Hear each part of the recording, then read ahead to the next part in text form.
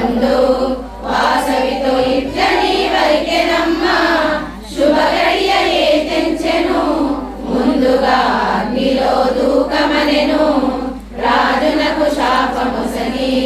వాసవి అగ్నిలో దూకెనమ్మ వెంటనే వాసవాంబ జ్యోతిగా కైలాసపురి చేరెను 102 గోత్ర దంపతులు అగ్నిలో భస్మమైరి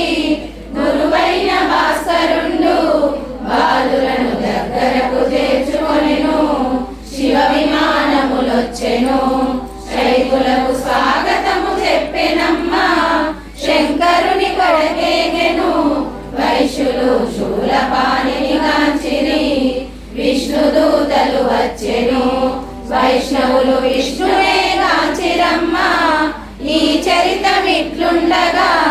రాజుకు ఇక్కట్లు మెండాయెను పెళ్లి పెళ్లి అనుచును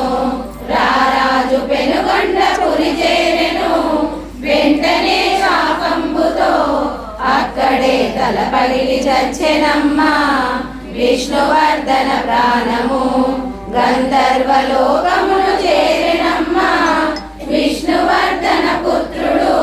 మంచిగా మైత్రి భావము చూపెను అతి వైభవంబు నిండే విరూపాక్ష పట్టాభిషేకంబుతో మంగళములు పాడిరి అందరూ సంతసము వెదజల్లుచు పార్వతీ అంశంబుతో వెలసితివి కన్యకా పరమేశ్వరి ఆర్య వైశ్యులకెల్లను ఇలవేర్పు